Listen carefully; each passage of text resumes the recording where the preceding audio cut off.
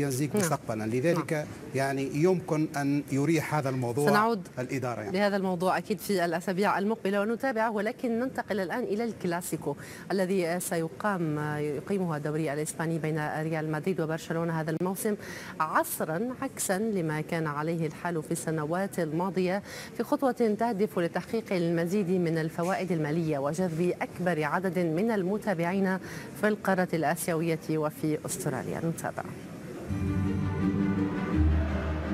في خطوة هي الأولى من نوعها وسعيا لتسويقه أكثر في شرق القارة الآسيوية وأستراليا، سيقام كلاسيكو إسبانيا بين ريال مدريد وبرشلونة المقرر يوم السبت 23 من ديسمبر الحالي على غير العادة، حيث تم تعديل الموعد ليقام في وقت مبكر.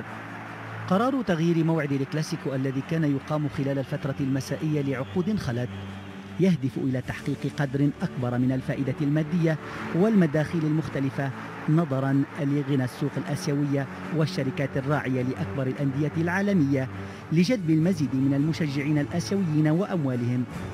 ومن المتوقع أن يبلغ عدد المشاهدين لهذا اللقاء الذي يعد الأهم في رزنامة مواعيد كرة القدم خلال الموسم نحو 650 مليون شخصا عبر التلفزيون، تجذبهم المنافسة الشديدة بين ناديين زاخرين بالنجوم كرونالدو وميسي وغيرهم، ولما تمثله أيضا من حساسية سياسية بين مركزية مدريد وإقليم كاتالونيا، وهي الواجهة المثالية والمباراة الأهم لكل الشغوفين بكرة القدم الإسبانية.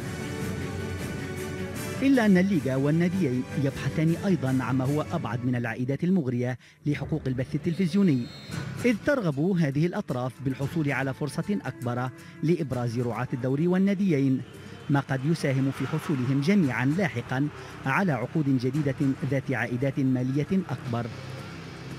وكان برشلونة قد وقع العام الماضي عقد رعاية لقميصه مع شركة التجارة الإلكترونية اليابانية راكوتين، والذي تقدر قيمته ب 258 مليون دولار على الأقل على مدى 4 أعوام، وهو رقم قياسي للنادي. وتندرج هذه الخطوات في إطار استراتيجية يعتمدها الدوري الإسباني ويبدو من خلالها مدركا لتراجع موقعه في آسيا مقارنة مع الدوري الإنجليزي الممتاز الذي يحظى بشعبية أكبر لدى المشجعين، حيث تقدر عائدات البث التلفزيوني محليا ودوليا للدوري الإنجليزي 3 مليارات و900 مليون دولار في الموسم مقابل 1 مليار و900 مليون دولار للدوري الإسباني.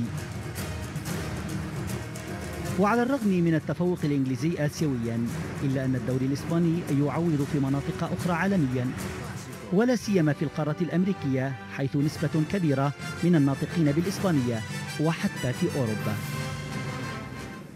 إذن لا يمكن لأحد تجاهل السوق الصينية ولا حتى الآسيوية هذه الأيام. نتحدث عن مئات الملايين من المتفرجين، نتحدث عن مئات الإعلانات عن الترويج، عن حقوق البث، عن ملايين من الدولارات أو اليوروهات. صحيح، ولا واحد حاليا في العالم ينتظر الكل كلاسيكو. يعني تغيير التوقيت لأول مرة في تاريخ الكلاسيكو إلى منتصف النهار بتوقيت غرينتش هو مدروس، والتاريخ مدروس جدا، سواء كان لأسباب اقتصادية أو ترويجية أو حتى لأسباب سياسية تتعلق بإقليم كاتالان. ونحن اليوم أو غدا هناك تصويت على الإقليم خروجه من عدمه.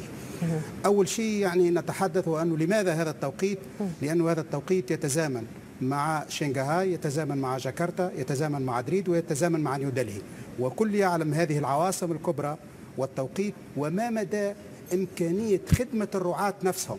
لأن السنة الماضية تحديدا الكلاسيكو رغم أنه كان متأخر نوعا ما، جنى الرعاة من وراء الكلاسيكو أكثر من 50 مليون دولار.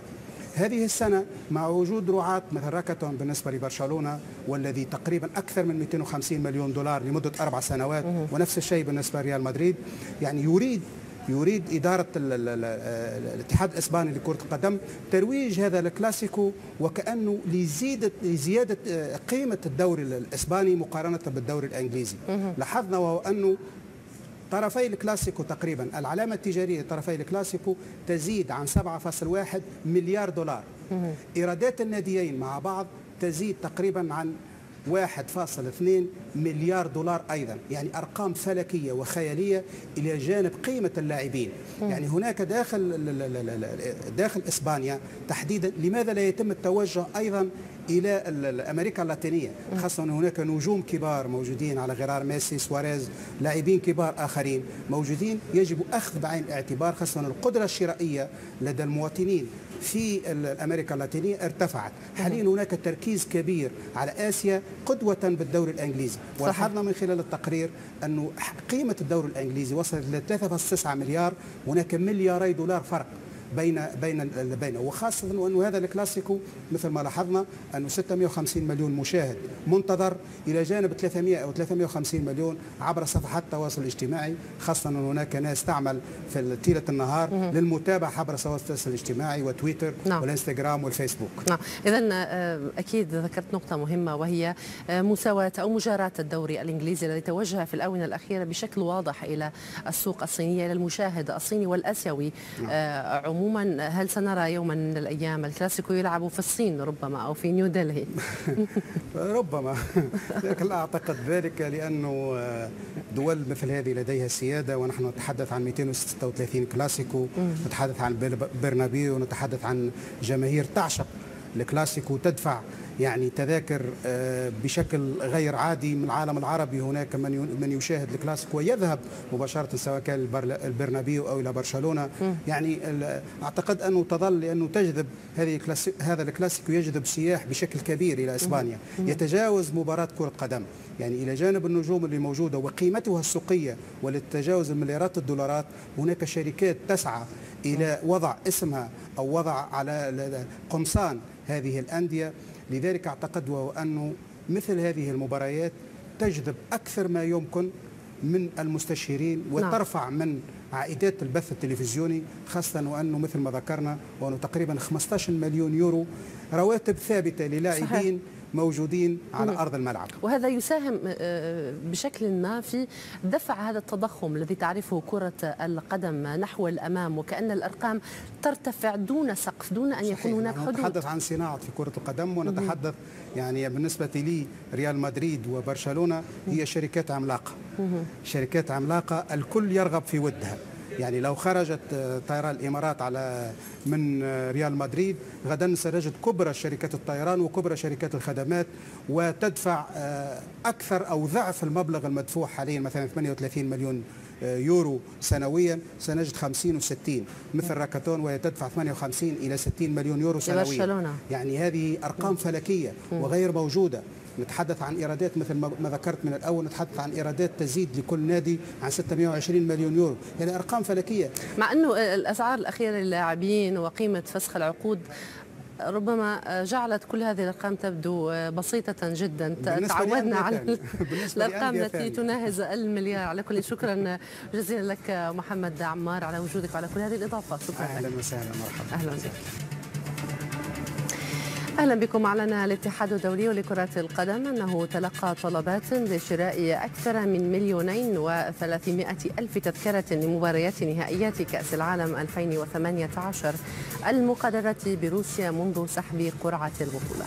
المرحلة الحالية من عملية بيع التذاكر والتي افتتحت في 5 من ديسمبر بعد سحب القرعة في الأول من الشهر ذاته في العاصمة الروسية موسكو تستمر حتى 31 من يناير المقبل.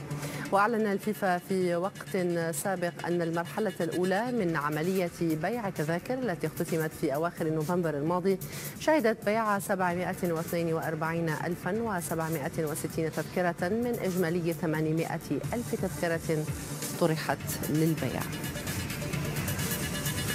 أعلن الاتحاد الدولي لكرة القدم توقيع عقد رعاية مع مجموعة مينغنيو الصينية المتخصصة في الصناعات الغذائية كراع رسمي لنهائيات كأس العالم روسيا 2018. وأعلن رئيس القسم التجاري في الفيفا فيليب لوفلوك عن توقيع العقد في الصين، وستساهم بموجبه الشركة الصينية في الترويج لكرة القدم في العالم، وخاصة الصين مع استهداف الفئات السنية الصغيرة خلال حملاتها الترويجية. وبهذه الخطوة يكون الاتحاد الدولي لكرة القدم قد أتم كل عقود الرعاية الخاصة بنهائيات كأس العالم روسيا 2018. أعلن نادي بيرنلي رسميا عن توقيع عقد شراكة مع الشركة التجارية الرائدة تيلي تريد، وبحسب بيان إدارة نادي بيرنلي فإن تيلي تريد ستصبح شركة تجارية رسمية للفريق الأول إلى غاية نهاية العام المقبل.